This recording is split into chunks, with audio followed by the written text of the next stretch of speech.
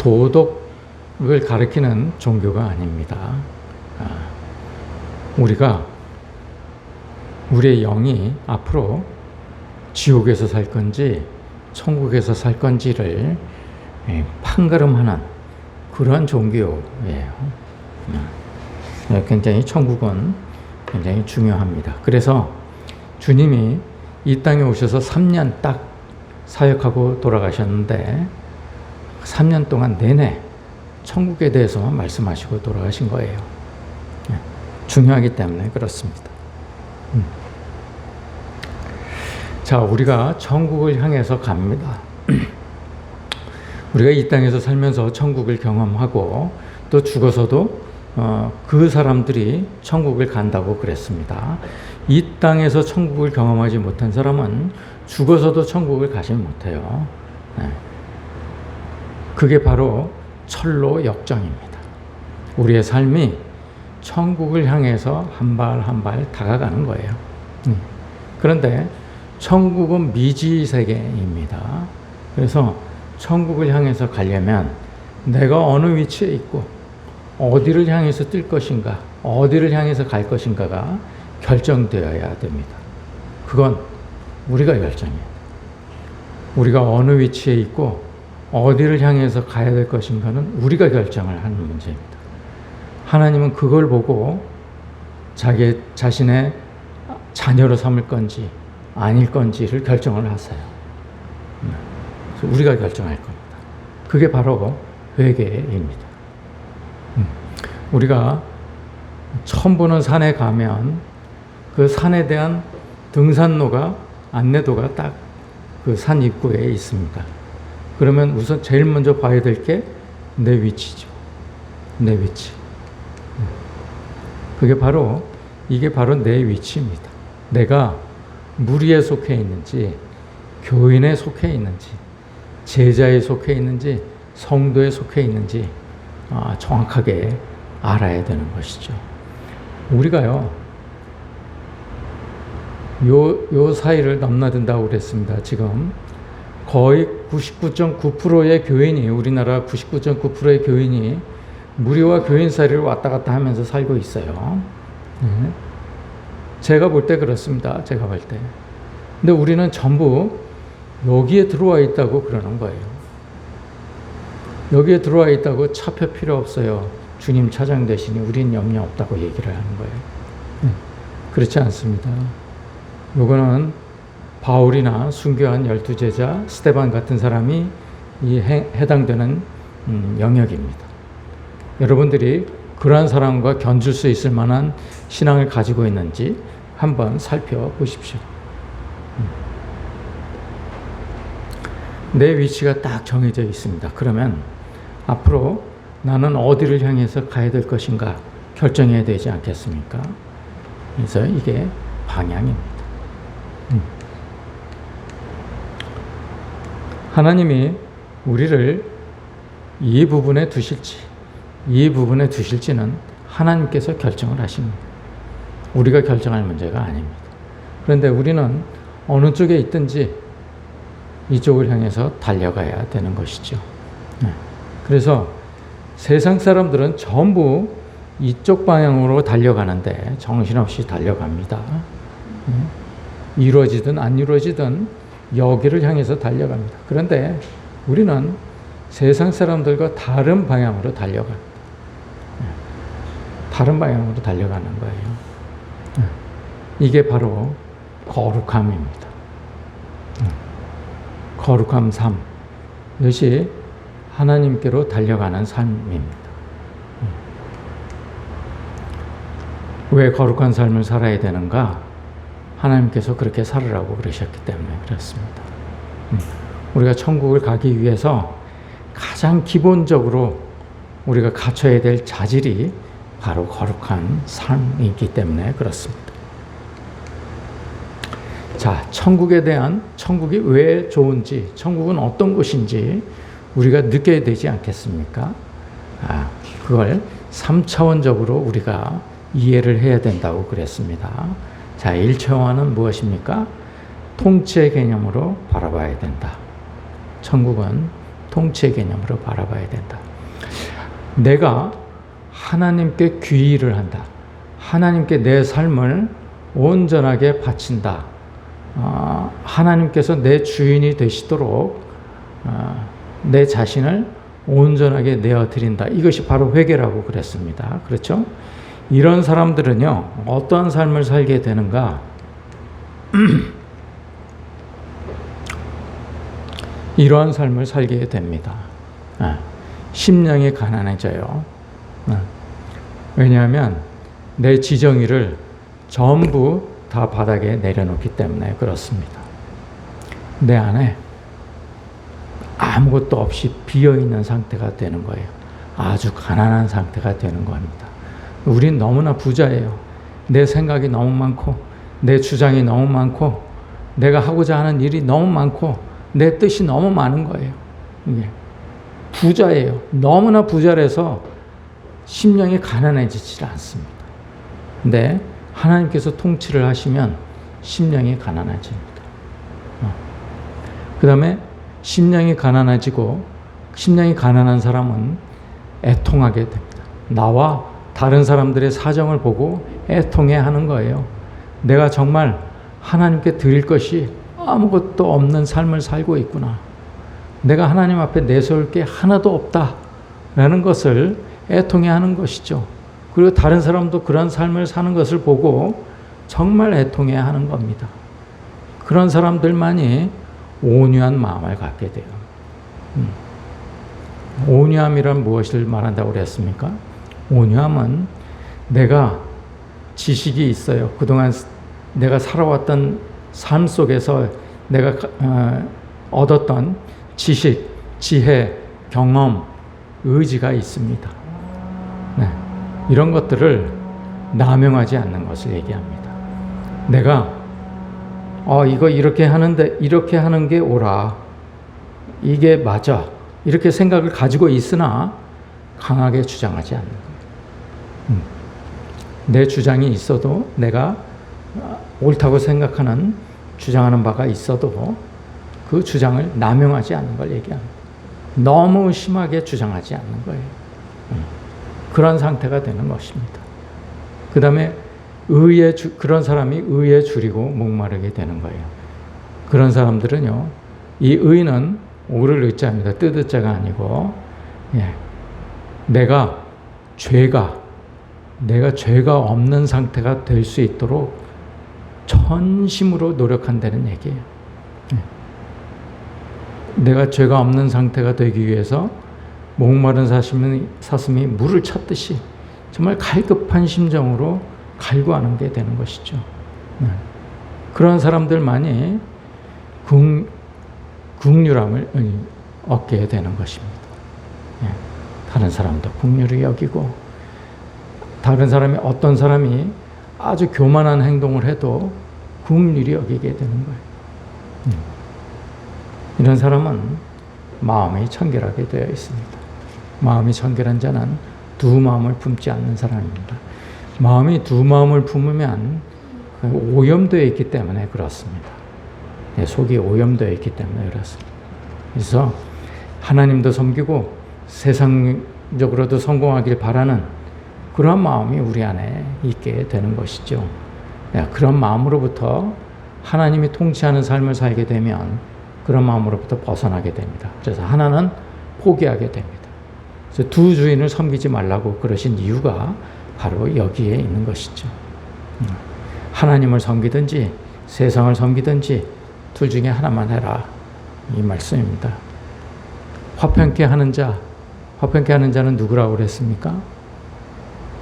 이제 탁 나와야 되는 거죠. 20번씩이나 하지 않았습니까? 화평케 하는 자는 다른 사람과 멍에를 같이 매는 거라고 그랬습니다.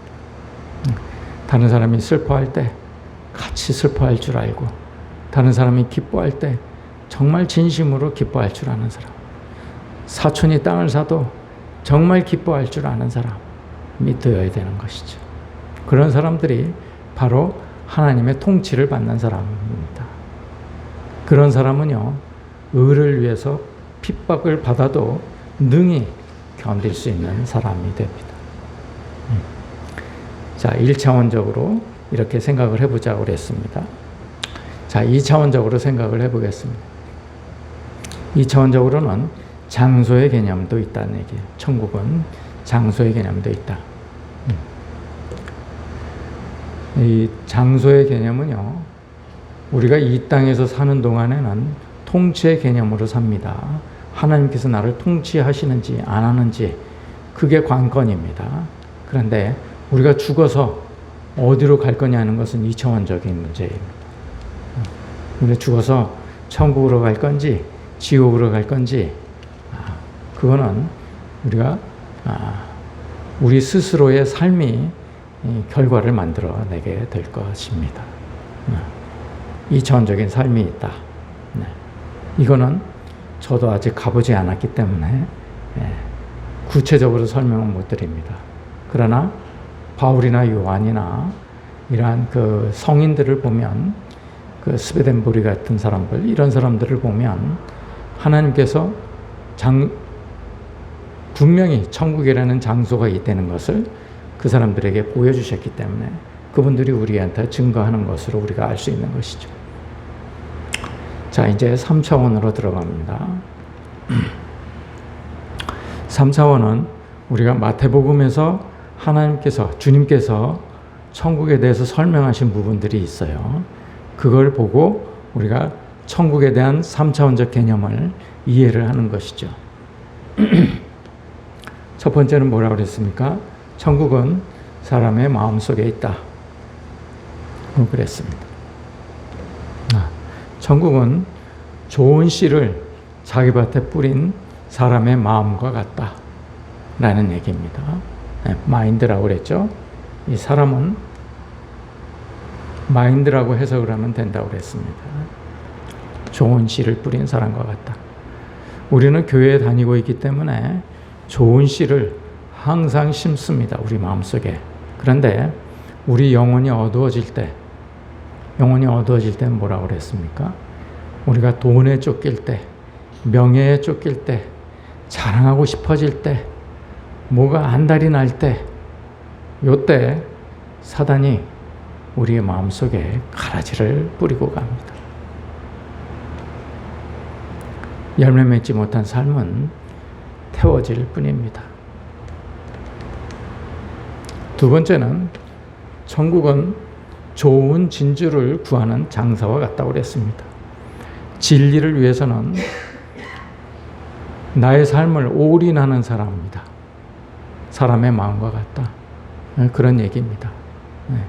정말 천국을 가는 진리를 위해서 내 모든 삶을 다 바쳐서 그걸 찾는 사람과 같다. 이런 얘기입니다. 세 번째는 천국은 천국의 서기관이 되는 거예요. 새 것과 옛 것을 곳간에서 나오는 집주인과 같다. 율법과 구약의 율법과 그리스도를 연결시켜주는 사람입니다. 이런 사람들은, 그럴 수 있는 사람은 천국을 경험한다는 얘기입니다. 천국은 일꾼을 찾는 포도원 주인과도 같다고 그랬습니다. 천국은 품삯을 셈하지 않는다고 그랬습니다. 오래 믿었던 사람, 믿은 지 얼마 안 된 사람 가리지 않습니다. 그냥 주든지 안 주든지, 아무리 오래된 사람도 합당하지 않으면 하나님은 절대로 천국을 주지 않으십니다. 다섯 번째, 천국은 아들의 혼인 잔치를 준비한 임금과도 같다고 그랬습니다. 이 임금의 마음이 어떻다고 그랬죠? 임금의 마음이 천국이 다 차기를 바라는 마음이다. 이렇게 얘기를 했습니다. 우리가 자녀들을 결혼을 시켜도요, 그 잔치 자리가 다 차기를 바라는 거죠. 심지어는 거지라도 와서 먹어도 그 자리가 다 차기를 바라는 거예요. 하나님 마음이 그렇다는 얘기입니다. 우리가 안 가는 거죠. 우리가. 천국은 사람의 마음속에 있습니다. 두 번째는 뭡니까? 천국은 어떤 물질과도 같다고 그랬습니다. 어떤 물질이 있었죠? 첫 번째가 천국은 겨자씨 같다고 그랬어요. 겨자씨 제가 보여드렸죠. 겨자씨가 얼마나 작은지. 아무리 작은 말씀이라도 내 마음에 심겨지면 그 말씀이 큰 영향력을 발휘해서 모든 사람들에게 안식을 준다고 그랬습니다. 두 번째는 천국은 누룩과도 같다고 그랬습니다. 말씀이 내 안에 심겨지면 내 자신 전부를 다 변화시킵니다. 내 자신 전부를 변화시키죠. 변화된 내가 어떤 공동체 속에 들어가면 그 공동체를 전부 변화시킵니다. 바로 천국이 이런 거예요.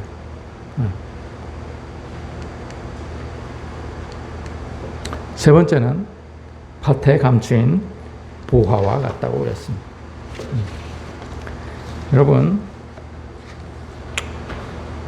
여러분들에게 있어서 보화가 뭡니까? 여러분들 예금 통장입니까? 여러분들 집입니까? 자동차입니까? 여러분들 부모 형제입니까?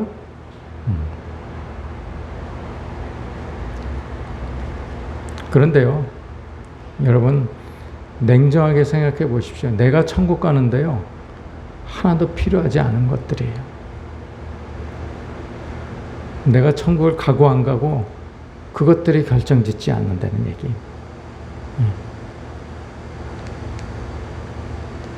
그래서 주님은 내 이름을 위해서, 내 복음을 위해서, 하나님 나라를 위해서 집이나 형제나 자매나 부모나 자식이나 전토를 벌인 자마다 여러 배를 받고 또 영생을 상속하리라 그 말씀을 하신 거예요. 이게 우리의 삶에서 중요하지 않다는 말씀이 아닙니다. 중요하죠. 중요한데 내 이름을 위해서는 중요하지 않다는 얘기예요. 천국을 위해서는 중요하지 않다는 얘기입니다. 이걸 마가복음에서는 나와 복음을 위해서, 누가복음에서는 하나님 나라를 위해서 이런 것들이 다 필요하지 않다는 말씀입니다. 여러분들 이거 이해가 되셔야 됩니다. 이게 당연한 얘기예요. 어떻게 보면은 엄청 당연한 얘기입니다.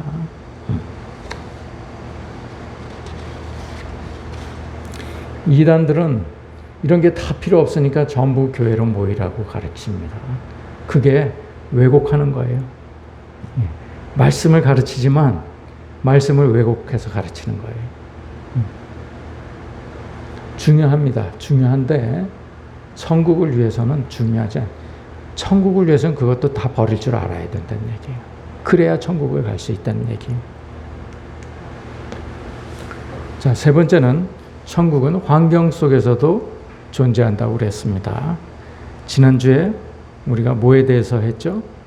천국은 그물 같다고 그랬습니다. 그물. 원형어선 얘기를 했죠. 제가. 각종 물고기를 잡으려 바다에 친 그물과도 같다고 그랬습니다. 이게 무슨 말입니까? 다 천국에 갈 사람을 가두기는 가둔데 나중에 가둔 고기들을 건져낼 때는 가린다는 얘기. 좋은 고기, 나쁜 고기 다 가린다는 얘기입니다. 이건 심판에 관한 얘기예요. 천국은 심판의 장소입니다. 다 잡은 고기라고 해서 다 쓰임받는 고기가 아니에요. 상처난 고기, 삐뚤어진 고기, 다른 고기 이런 건 다 버립니다.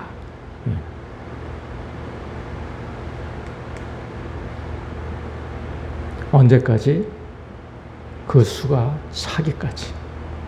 그래서 계속 참치 원형어선이 그 냉동고가 다 찰 때까지 한쪽 가서 잡고 또 채우고 또 다른 데 가서 또 잡고 채우고 이렇게 하듯이 그 냉동고가 다 찰 때까지 기다리듯이 하나님도 천국이 다 찰 때까지 기다리시는 거예요. 우리가 이 세상에 나온 이유는 이 세상에 태어난 이유는 아직 천국이 차질 않았기 때문에 태어난 겁니다. 네. 가까이 왔습니다. 네, 여러분들 가까이 왔어요.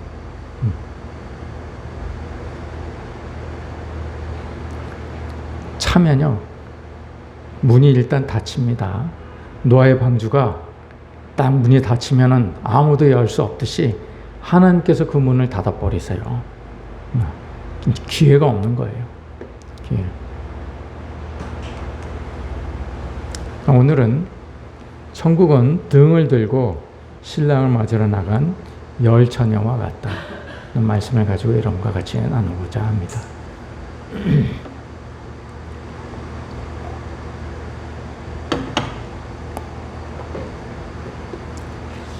여러분들 부디 천국에 대한 내용들을 숙지하셔서 정말 다른 사람들이 뭐라고 그러든지 다른 사람들의 유혹에 휩쓸리지 않도록 하시고 또 다른 사람들을 구원하는데 여러분들이 쓰임받게 되기를 간절히 소원합니다. 이 말씀은요, 일단은 우리가 유대인들의 결혼 풍습이 어떤지를 봐야 이해할 수 있어요. 주님이요, 아버지께로 갔다가 다시 오시지 않습니까? 이게 결혼 얘기를 하시는 거예요. 돌아가셔가지고 아버지 하나님께 갔다가 다시 오는 것, 이게 결혼 얘기입니다. 결혼 얘기.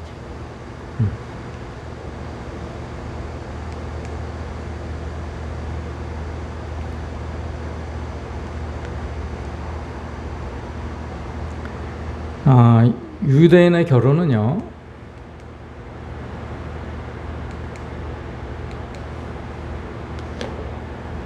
세 가지로 나눠볼 수 있습니다. 약혼이 있고, 정혼이 있고, 결혼이 있습니다. 유대인들 결혼은 이렇습니다. 이 약혼은 뭐냐면, 아이가 어렸을 때, 아직 정년기에 다다르지 않았을 때, 아버지끼리 약속하는 거예요. 아버지가 결정합니다. 본인들 의사는 전혀 존중하지 않습니다. 아버지가 우리 자녀들끼리 결혼시키세, 딱 이러면 그냥 약혼이 되는 거예요. 그러세, 그러면 약혼이 되는 거예요. 본인들 의사, 어머니 의사 전혀 관계치 않습니다. 아버지끼리 딱 결정을 하는 거예요. 그러면요, 그게 약혼인 거예요. 아무도 이거를 흐트러뜨리지 못합니다. 간섭하지 못합니다. 정혼은 이제 결혼 정년기가 되지 않겠습니까? 아이가 자라서 결혼 정년기가 되면 이제 신랑이 신부의 집으로 갑니다. 지창금을 가지고 신부의 집으로 갑니다. 그래서 그 지창금을 드려요. 그러면 신부 아버지가 지창금을 보고 만족해 하면 그 다음에 신랑이 포도주를 그 신부에게 건넵니다. 그 신부가 그 포도주를 마시면 정혼이 되는 거예요. 마시는 순간 정혼이 됩니다. 요즘에는 지창금 제도가 약간 변해서 이제 뭐 결혼 서약서 같은 거, 이런 내가 어떻게 되면 뭐 부인에게 뭘 해주겠다든지 뭐 이런 지창금 대신 뭐 그 신부의 집안에 뭘 이제 해주게 된다든지 이런 유언 같은 그런 그 서약서를 쓰게 된다고 그래요. 서약서를 쓰고 결혼을 한다고 그럽니다. 이 정혼은요, 거의 결혼입니다. 그래서 이 정혼이 파기되잖아요. 그러면 파혼이라고 그러지 않습니다. 이혼이라고 그럽니다. 이건 이때는 이미 정혼은 이미 결혼한 거나 마찬가지입니다. 단 동거만 안 했을 뿐이죠. 동거만 안 합니다. 이 정혼이 딱 이루어지잖아요. 이루어지면 신랑이 집으로 돌아갑니다. 신랑이 왜 집으로 돌아가는가? 신부하고 같이 살 집을 마련하기 위해서 돌아갑니다. 옛날엔 집을 지었어요. 뭐 흙집 이런 것들을 짓죠. 그 집을 짓는데 한 1년에서 2년 걸린다고 그래요. 그래서 돌아가서 아버지 집에 돌아가서 그 집을 다시 마련을 합니다.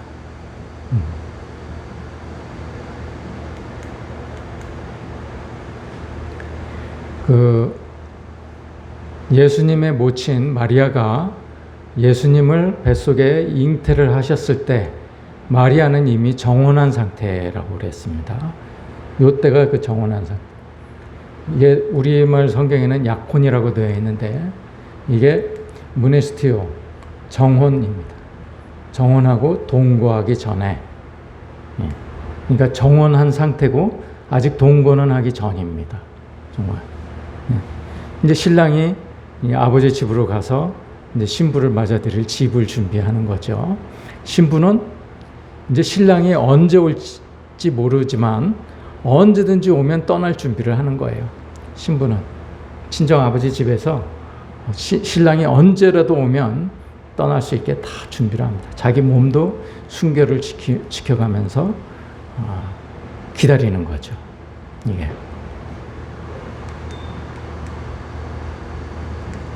그리고 이제 결혼식을 하게 됩니다.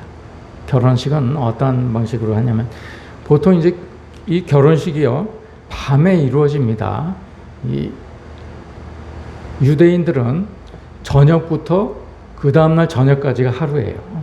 우리는 아침부터 12시부터 12시까지가 하루지만 유대인들은 저녁부터 저녁까지가 하루예요. 시작할 때 아마 날씨 탓도 있을 거예요. 낮에는 너무 덥기 때문에 저녁에 결혼식을 주로 했죠. 정혼할 때는 신부 집에서 신랑이 이제 가지 않습니까?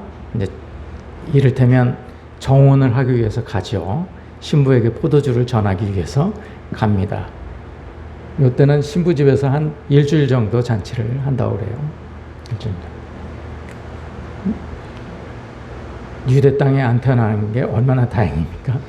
뽕을 빼일 것 같아요. 근데 이 정혼이 이제 되지 않습니까? 그러면 이제 신부가 준비를 하고 신랑이 준비를 하고 이렇게 되죠. 그리고 이제 어느 순간인가 아버지가 가서 신부를 데리고 와라 이렇게 얘기를 합니다. 그럼 그날이 결혼 날짜예요. 그날이 언제인지는 아무도 몰라요. 신부는커녕 신랑도 모릅니다. 아버지가 결정하시는 거예요. 아버지가 딱 보고 오늘 데리고 와라 이렇게 얘기를 하는 거예요. 그러면 신랑이 이제 가는 거예요. 이제 친구들하고 같이 들러리들하고 같이 신부를 데리러 갑니다. 그날이 언제인지는 신랑 아버지가 결정을 하십니다. 그래서 이제 데리러 가는데 신랑이 비밀리에 사람을 통해서 오늘 간다. 내가 간다. 그러고 사람을 시켜서 보냅니다.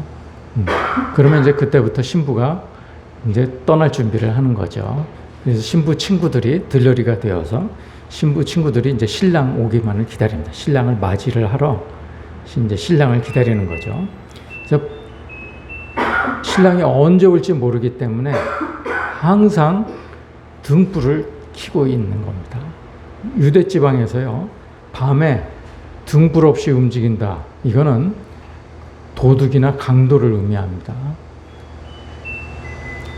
불이 없이 움직인 사람은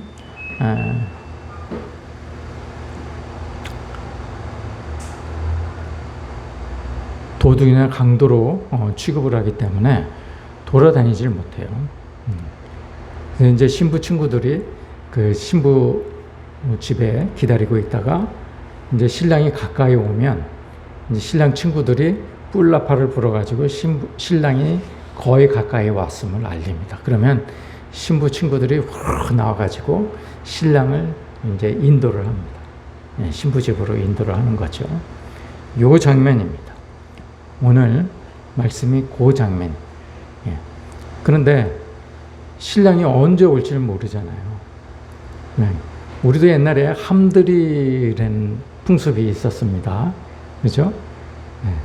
저도 그 위조사모하고 결혼할 때 친구들이 함을 가지고 이제 집에 갔습니다. 집이 이제 구산동이었는데 구산동으로 친구들이 이제 함을 메고 갔죠. 근데 가면서요, 그렇게 재밌게 놀아요. 친구들끼리 가면서. 그러니까 시간이 늦어질 수밖에 없어요. 그러니까 너무 늦게 도착할 때도 있습니다. 밤 10시가 돼서야 도착할 때도 있어요. 신부 집에서 너무 늦게 오니까는 불안하고 무슨 일이 생겨 걱정이 되니까 사람을 내보내기도 하고 그렇죠. 예. 노느라고 언제 올지 모릅니다. 신랑이 언제 올지 모릅니다. 그리고 이제 신랑이 오지 않습니까? 신랑이 오면 이제 신부 친구들이 와서 같이 이제 신부하고 같이 신랑 집으로 가는 거예요. 신랑 집이 결혼식 장소입니다.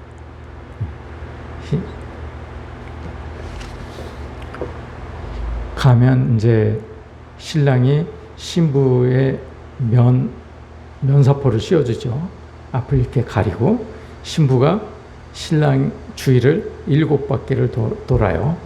이제 7바퀴를 도는 이유는 악령이 우리 신랑한테 가지 말라는 뜻으로 7바퀴를 돕니다. 그리고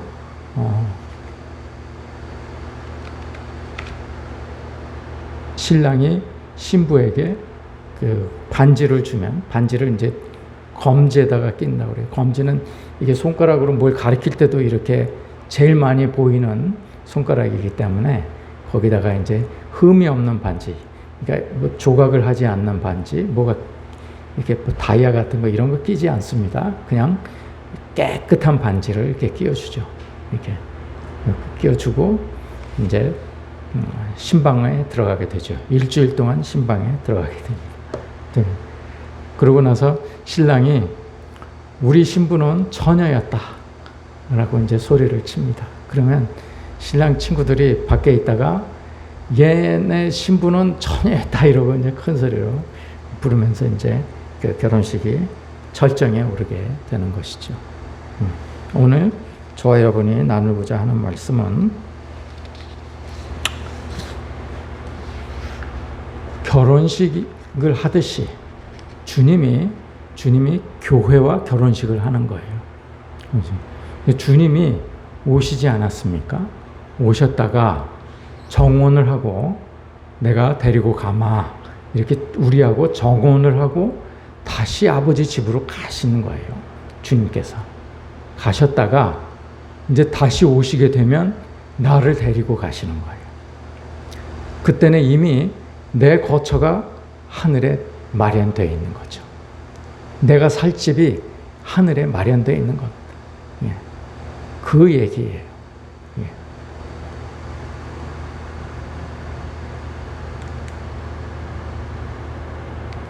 그때 천국은 마치 등을 들고 신랑을 맞으러 나간 10처녀와 같다고 그랬습니다. 근데 10처녀 중에 오늘 본문을 보면 5처녀는 기름을 준비하고 5처녀는 기름을 준비하지 않아요. 자, 이 신랑이 언제 올지 모르니까 내가 예비로 기름을 준비해야 되겠다. 이렇게 생각한 여자가 있는 반면에 그냥 생각 없이 등불만 들고 나온 그런 사람들도 있다는 얘기. 우리 교회 안에 그런 사람들이 있다는 얘기. 준비한 사람, 준비하지 않는 사람 두 부류가 있다는 얘기. 여러분들은 준비된 분이십니까? 아니면 준비하고 있지 않는 분이십니까? 준비되신 분은 뭘 준비를 하셨나요? 천국은 심판이 있는 곳입니다. 기름을 준비한 처녀, 기름을 준비하지 않는 처녀의 가름이 있는 곳이에요. 마태복음 25장은요, 제가 여러 번 말씀을 드렸습니다. 3가지 비유가 있는 장입니다. 3가지 다 심판을 얘기하는 거예요. 마태복음 25장은 굉장히 중요한 장입니다. 첫 번째는 10처녀의 비유가 있죠. 두 번째 비유는 뭡니까? 1달란트, 2달란트, 5달란트 받은 종의 얘기가 나옵니다. 그래서 1달란트 받은 불의하고 준비되지 않는 종은 바깥 어두운 데 쫓겨나서 슬피 울며 이를 갈미 있으리라고 그랬습니다. 세 번째 심판은 뭡니까? 양과 염소로 갈려진다고 그랬습니다. 네. 양은 오른편에, 염소는 왼편에. 그 심판을 얘기하는 거죠. 그게 양은 특징이 뭡니까? 양의 무리에 속한 사람들은 자기가 좋은 일을 하고 선한 일을 해도 내가 언제 그랬는지 모르는 거예요. 내가 언제 그랬습니까? 주님이 그러죠. 내가 아플 때 와서 봐주었고, 와봐주었고, 내가 옥에 갇혔을 때도 면회로 와주었고, 내가 어려울 때 먹을 것을 주었고, 이렇게 얘기를 하지 않습니까? 그러니까 양의 무리에 속한 사람들은 내가 언제 그랬습니까? 이렇게 얘기를 합니다. 그런데 염소의 무리는 대답이 전혀 반대예요. 내가 언제 안 했습니까? 내가 언제 안 했습니까? 그게 다른 거죠. 마태복음 25장의 세 가지 비유는 분명히 심판을 얘기하는 겁니다. 오늘도 만일 하나님께서 심판의 하나님에게 앞서서 사랑의 하나님이시라면 나머지 5 처녀한테도 기회가 주어져야 됩니다. 기름을 사러 올 때까지 기다려 주셔야 돼요. 그런데 문을 닫아버리십니다. 왜 그렇습니까?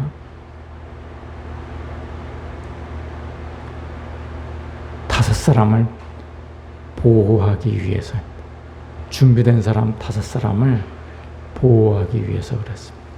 그게 바로 하나님의 사랑인 것이죠.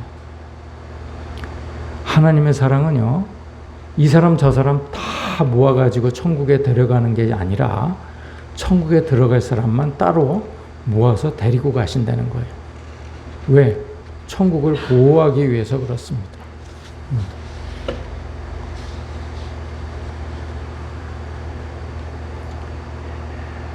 노아의 방주에 들어왔다가 나간 사람들은 영영 들어오지 못했습니다.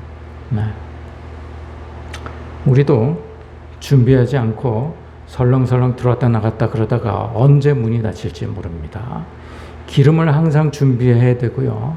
언제 오실지 모르기 때문에, 신랑이 언제 오실지 모르기 때문에 우리는 기름도 준비를 해야 돼요. 넉넉하게 기름을 준비해야 됩니다. 그렇지 않으면 문이 닫히고 잔치에 참여하지 못하게 되는 것이죠. 오늘 본문에서 말씀하신 미련하다, 슬기롭다 이런 말씀은 우리의 지적 능력을 얘기하지 않습니다. 현명하냐 아니냐 이 얘기입니다. 우리가 성경을 아무리 많이 읽어도, 성경 통독을 아무리 많이 해도 깨닫지 못하면 우리는 천국에 들어갈 수가 없다는 말씀입니다. 이런 사람들만이 하나님의 뜻을 아는 자이고, 하나님의 뜻을 아는 자만이 하나님의 뜻대로 행하는 자입니다. 이런 사람들이 천국에 갑니다. 여러분들 하나님의 뜻을 아는 여러분들이 되시기를 간절히 축원합니다. 기도하시겠습니다.